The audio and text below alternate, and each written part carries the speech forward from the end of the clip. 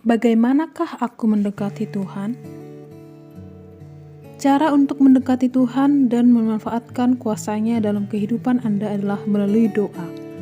Doa adalah sarana yang kita gunakan untuk berkomunikasi dengan Tuhan. Doa adalah jalan yang kita gunakan untuk memberitahukan kepadanya ketakutan, hasrat, dan kebutuhan kita.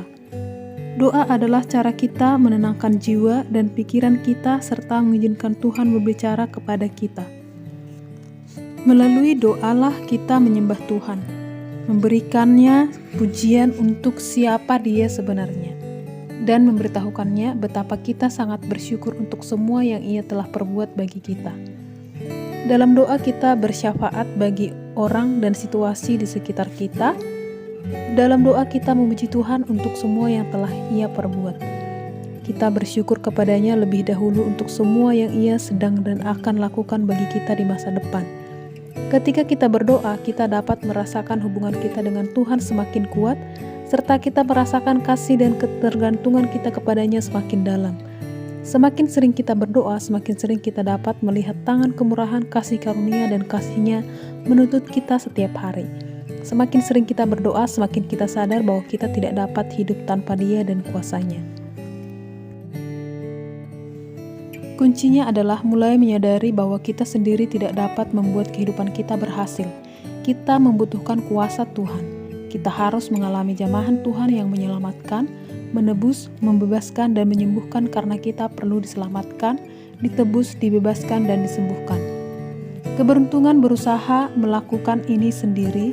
Izinkanlah saya menyelamatkan Anda dari kesulitan belajar dengan cara yang keras. Keberuntungan tidak akan melakukannya bagi Anda.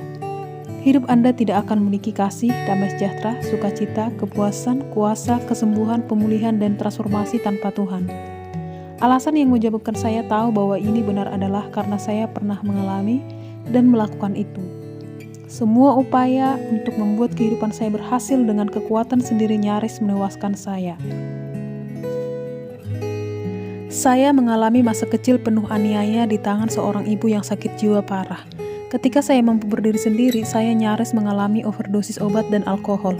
Saya menjadi kecewa karena banyak hubungan yang salah dan berusaha setiap hari untuk mengatasi takutan, kekhawatiran, dan depresi yang melumpuhkan.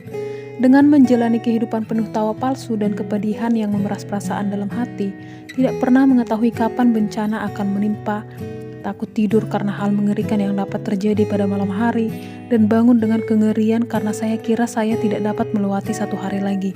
Ini bukanlah kehidupan yang berhasil, percayalah kepada saya. Kehidupan saya berhasil sekarang karena apa yang Tuhan telah perbuat dan terus perbuat dalam diri dan keadaan saya. Apakah ini berarti kehidupan saya sempurna dan saya tidak pernah mempunyai masalah? Andaikan saja begitu, namun jawabannya adalah tidak. Saya hidup di dunia yang sudah jatuh dalam dosa sama seperti Anda. Saya mempunyai musuh yang sama, yang menyerang saya sama seperti yang ia lakukan kepada setiap orang lain yang tidak sejalan dengannya. Saya telah begitu sering mengalami dekat dengan kematian sehingga saya lupa menghitungnya. Saya mengalami kesukaran sama seperti semua orang lain. Namun saya juga telah diselamatkan, ditolong, dibebaskan, diubahkan, dan dijadikan utuh. Apa yang Tuhan telah perbuat bagi saya, Ia akan perbuat bagi Anda. Ia tidak pilih kasih. Ia tidak menghargai saya lebih dari Anda.